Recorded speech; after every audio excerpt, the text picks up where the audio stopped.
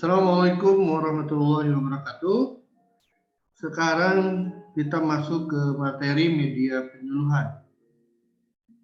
Pada materi ini diharapkan mahasiswa mampu atau teman-teman semua mampu mengerti apa saja media penyuluhan pertanian maupun perikanan ya. Kita satuin aja dalam istilah pertanian. Lalu ada jenis-jenis media penyuluhan, alasan utama penggunaan media penyuluhan. Jadi setelah mempelajari ini dapat menjelaskan definisi, jenis-jenis, dan alasan umum penggunaan media penyuluhan. Sebagai pendahuluan, saya ingin mengatakan bahwa tidak ada yang lebih penting dalam pergaulan umat manusia di dunia ini selain komunikasi. Karena kita sebagai manusia tidak bisa hanya berdiam diri. Makanya sosial media begitu sangat digandrungi karena kita butuh komunikasi. Komunikasi tidak hanya berkata melalui mulut saja dengan cara bersuara, mengobrol, tapi juga bisa mengirim pesan melalui teks dan lain sebagainya di zaman sekarang. Komunikasi bertujuan untuk menyampaikan sesuatu, baik itu pikiran, gagasan, ide, atau pesan dari seorang kepada orang lain. Intinya sebetulnya komunikasi adalah seperti itu. Menyampaikan pikiran, menyampaikan gagasan, menyampaikan ide. Sehingga orang yang pintar berkomunikasi merupakan orang yang pintar mengungkapkan pikiran. Dia sangat gamblang sekali mengungkapkan pikirannya sehingga orang lain mampu mengerti. Dia mampu menjelaskan gagasannya, menjelaskan idenya sehingga mampu diterima oleh orang lain. Itu merupakan ciri-ciri, salah satunya adalah ciri-ciri orang yang pintar berkomunikasi. Nah, ketika kita berkomunikasi, tentu saja kita menggunakan media. Media berasal dari bahasa Latin medius, yang secara harfiah berarti tengah, perantara atau pengantar. Sehingga media dalam bahasa Latin merupakan perantara komunikasi antara satu orang dengan orang lain. Sedangkan dalam bahasa Arab, media artinya adalah perantara atau pengantar pesan dari pengirim kepada penerima pesan. Ada juga Gerlach dan Ellie itu pada tahun 71 mengungkapkan bahwa media apabila dipahami secara garis besar merupakan manusia, materi, kejadian yang membangun kondisi siswa mampu memperoleh pengetahuan, keterampilan dan sikap. Itu adalah media. Guru, buku-buku, fasilitas yang ada dan lingkungan sekolah merupakan media. Jadi saya ini adalah media. Media sekaligus juga komunikator. Karena saya memiliki gagasan, saya ingin menyampaikan pesan, saya memiliki ide, saya ada sesuatu yang ingin dikomunikasikan dengan kalian. Tapi di satu sisi juga saya adalah perantara. Saya tidak bisa menjelaskan hanya menurut ego saya sendiri. Ada pembatas yang menyebabkan saya harus mengungkapkan, menyampaikan gagasan, ide, pikiran dengan cara-cara tertentu. Nah, di saat itulah saya kemudian menjadi sebuah media. Menyampaikan pesan yang ingin saya sampaikan kepada kalian.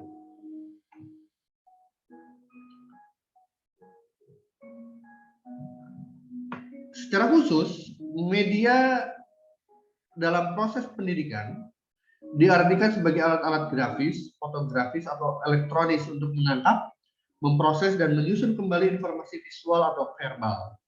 Nah, pada pertemuan sebelumnya, teman-teman semua sudah melakukan pembuatan infografis ya, bagaimana mengurangi loss protein pada ikan.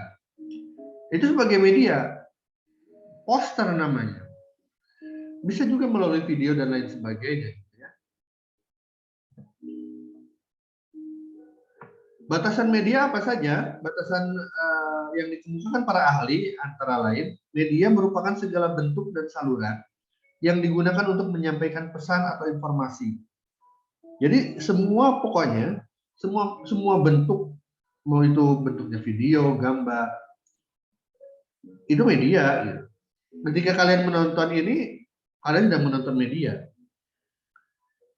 Media adalah moderator yang berfungsi sebagai alat yang turut campur tangan dalam dua pihak dan mendamaikan. Artinya, media menunjukkan fungsi atau perannya dalam mengatur hubungan yang efektif antar dua pihak, utama dalam proses belajar siswa dan isi pelajaran.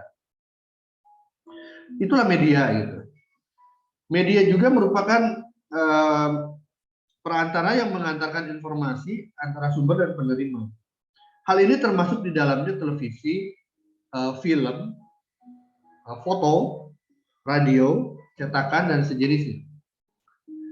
Apabila media itu membawa pesan-pesan yang bertujuan instruksional, maka media tersebut disebut media pengajaran.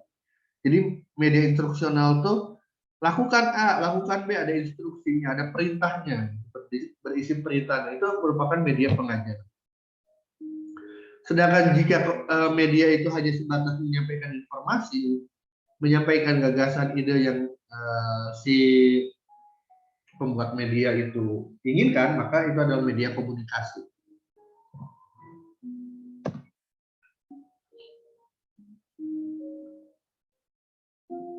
Batasan lainnya, media adalah semua bentuk perantara. Jadi yang digunakan oleh manusia, jadi untuk menyebarkan ide, gagasan, dan lain sebagainya itu adalah media.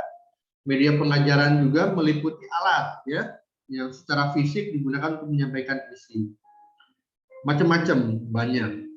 Media adalah bentuk komunikasi yang baik, tercetak maupun visual, audiovisual. Di zaman sekarang, orang lebih cenderung beralih ke media visual. Bahkan kecenderungan orang untuk melihat hanya ini menjadi presiden buruk juga sebetulnya ketika beberapa media yang kemudian lebih banyak mengandalkan tulisan dan memerlukan kemampuan kita memahami bacaan itu sedikit demi sedikit berkurang.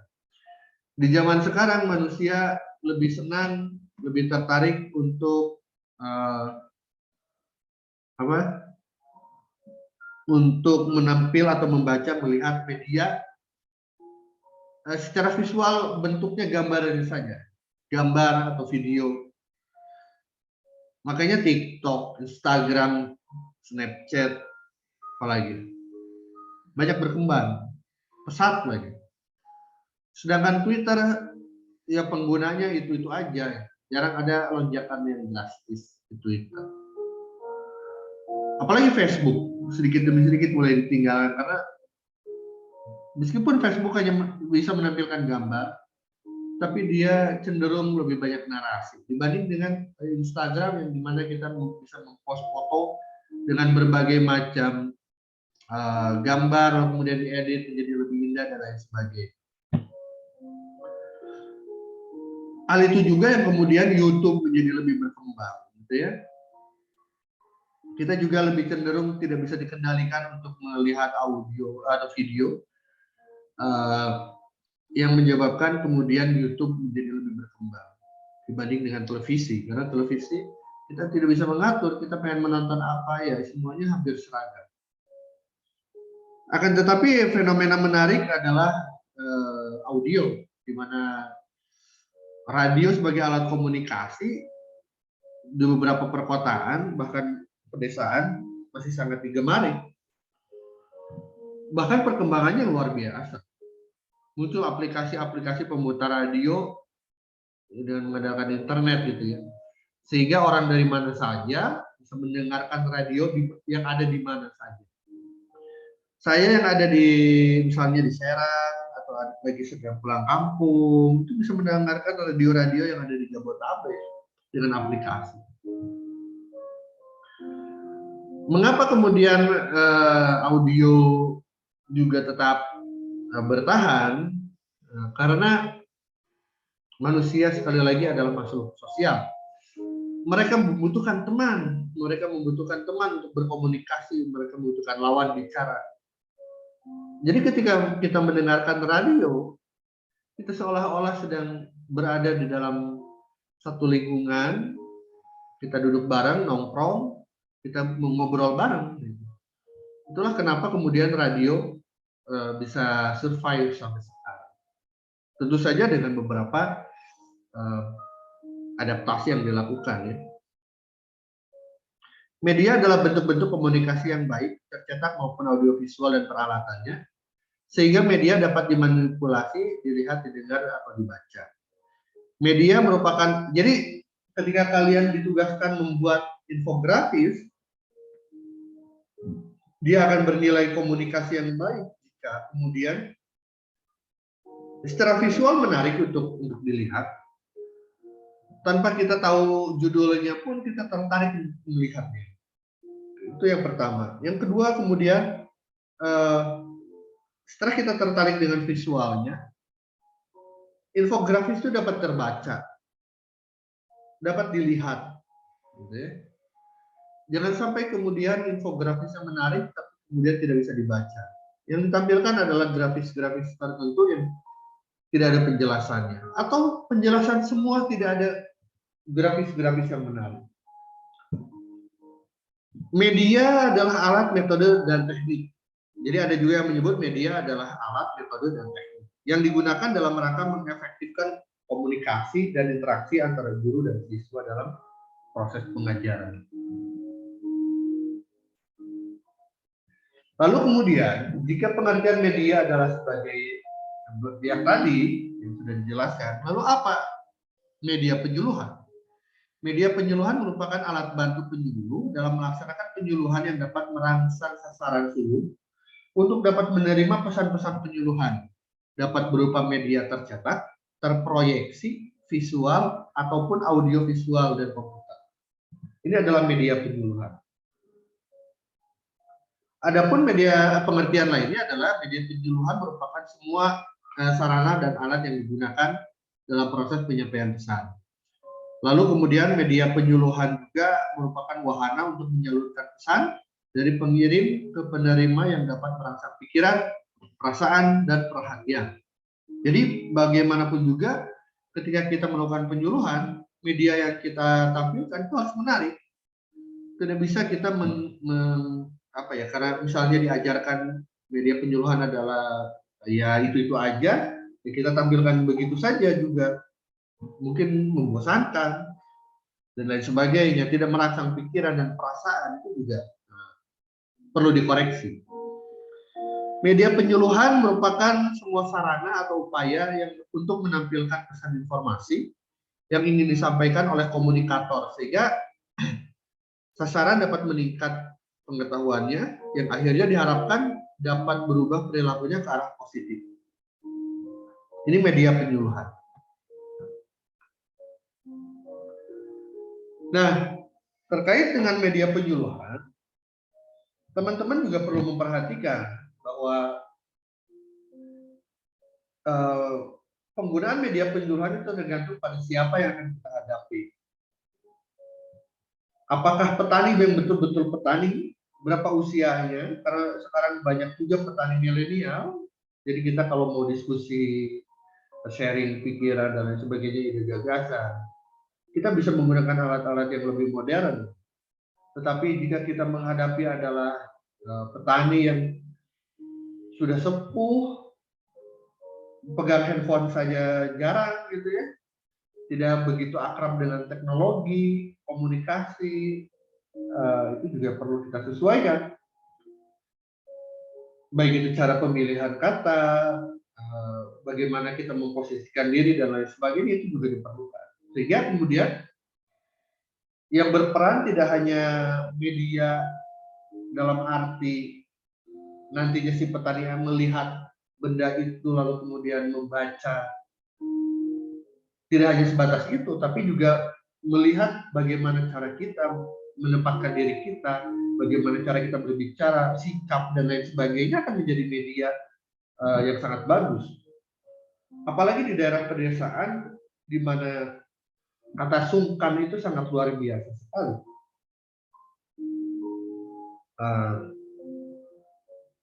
Di Serang itu ada istilah apa? Dusun gitu ya. Kalau orang itu misalnya dia terlalu berani, dusun gitu. Jadi nggak sopan gitu ya. Wajib menerapkan kata sungkan gitu. Atau sikap yang penuh kesultanan, sopan santun. Di beberapa daerah seperti itu. Sehingga kita pun meskipun dari memiliki pengetahuan dan lain sebagainya, ketika pembawaan kita tidak low profile, tidak menunjukkan setara dengan mereka, apa yang kita sampaikan cenderung tidak diterima. Maka seorang penyuluh yang baik, ketika kita akan melakukan penyuluhan atau dia akan melakukan penyuluhan, dia akan menempatkan posisinya sedikit atau bahkan lebih rendah dibanding dengan orang yang akan disuluh. Dibanding dengan target, dia akan menurunkan dirinya, gitu, menurunkan dirinya sedikit. Boleh banyak juga bermasalah. Itu yang sering di awal saya lakukan, gitu ya, kalau misalnya melakukan penyuluhan. Nah, dulu ketika praktikum mata kuliah agribisnis itu, saya datang ke petani itu ya saya bukan sebagai mahasiswa pertanian, tapi saya sebagai orang yang ingin belajar ke mereka. Kita jadi petaninya dulu yang saya tarik untuk menjadi narasumber, untuk menjadi sumber informasi, yang kemudian secara perlahan kita alirkan informasi secara perlahan satu demi satu. Di zaman dahulu, seorang penyuluh itu dilengkapi dengan perlengkapan yang menjadi target suluhnya juga. Misalnya dia penyuluh pertanian, maka dia akan diberikan lahan pertanian.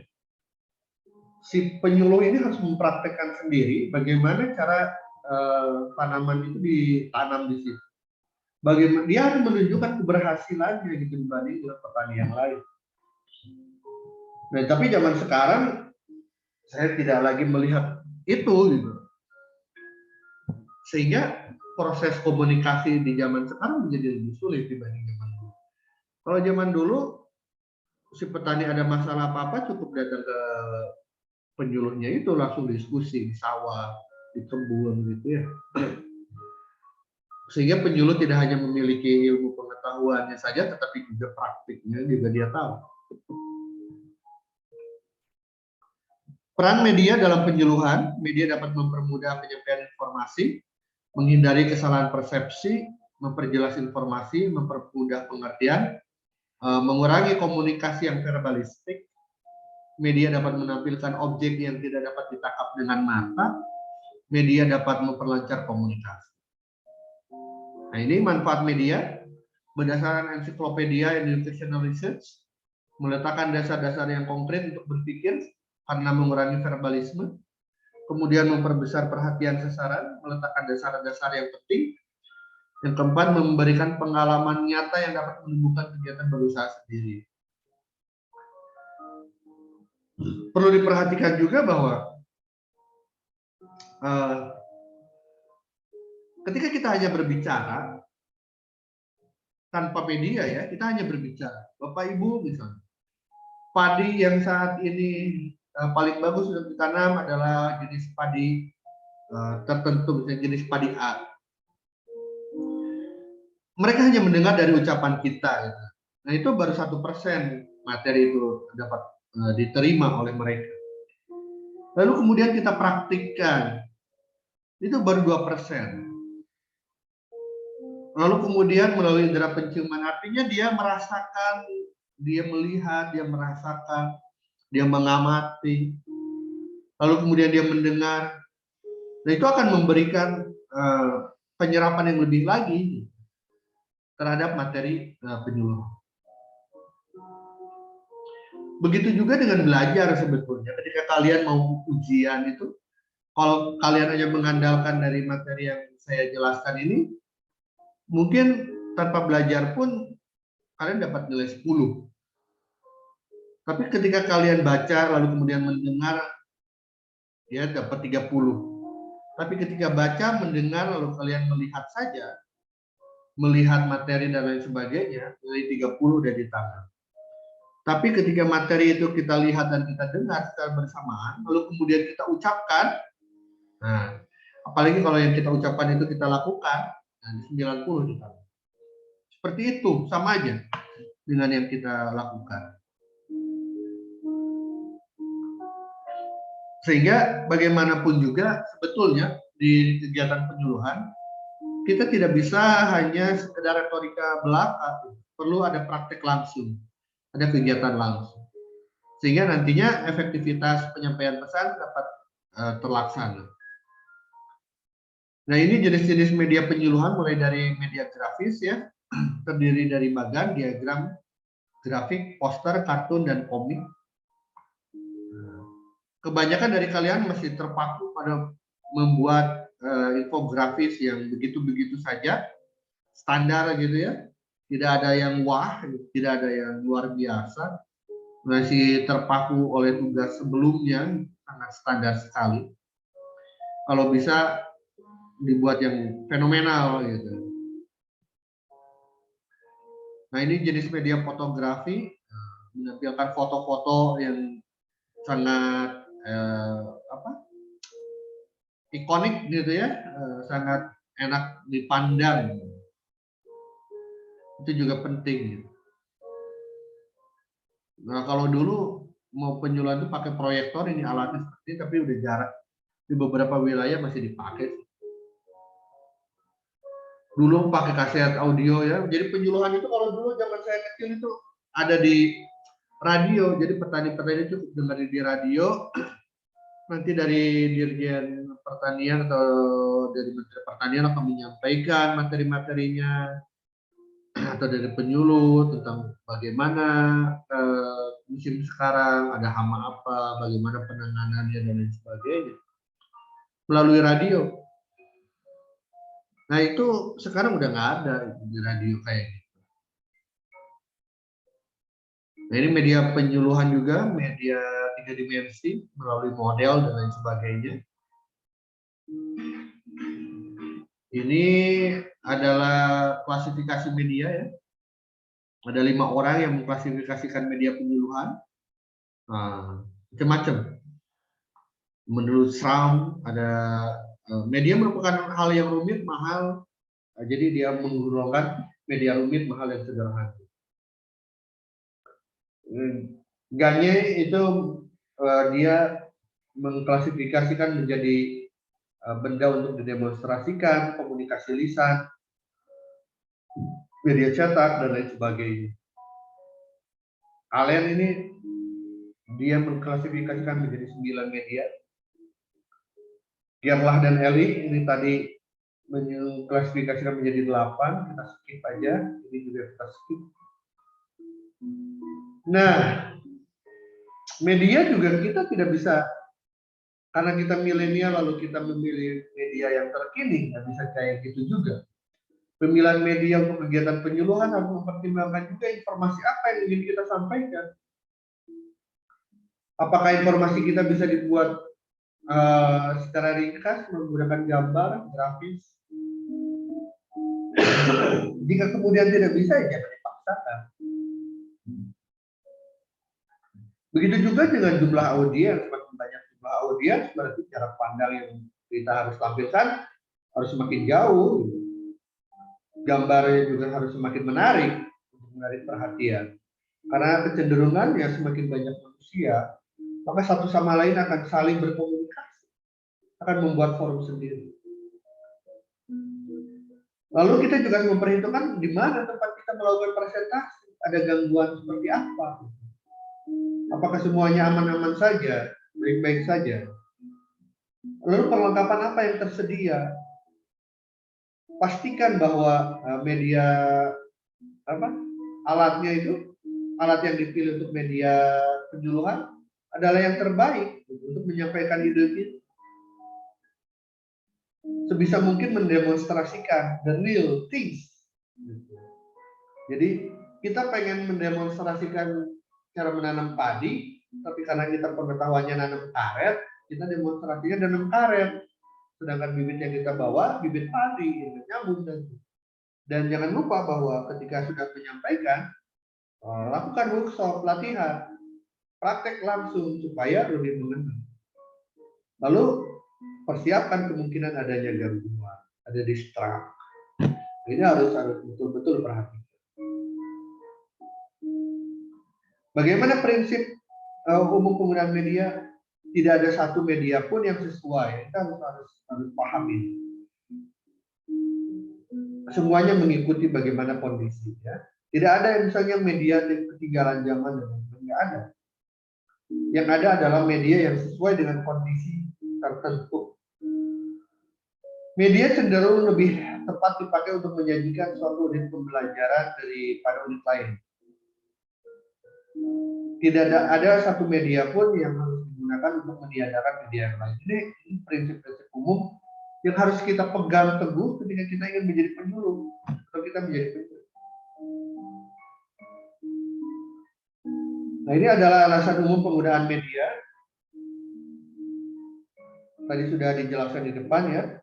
Ini juga. Yang paling penting adalah ketika kita menggunakan media, yang pertama harus peserta suruh harus terdistrak. Harus merasa terganggu dengan apa yang kita tampilkan. Jadi menjadi pusat perhatian. Kalau kita di awal tidak bisa menampilkan sesuatu yang menarik, kesananya nggak bakalan bisa menarik perhatian juga. Kalau sudah tidak dapat perhatian dari peserta suluh, secara otomatis materi tidak tersampaikan dan juga keterampilan dari peserta suluh tidak akan muncul. Ini adalah fungsi penggunaan media penyuluhan untuk memperjelas pengertian tentang segala sesuatu yang diuraikan, membuat penyuluhan lebih efektif. Jadi jangan sampai kegiatan penyuluhan justru semakin sulit karena kita terpaku hanya pada satu media, gitu ya. Manfaat media ini juga sudah. Nah, tugasnya untuk kalian masing-masing 2 anggota buat media penyuluhan tentang isu terkini ya di bidang pertanian. Tapi saya minta lebih kepada perikanan. Tentang yang pertama, tugasnya adalah buat video penyuluhan tentang cara budidaya ikan yang baik dan benar. Ya. Nah, buat videonya masing-masing 2 anggota. Oke? Terima kasih. Assalamualaikum warahmatullahi wabarakatuh.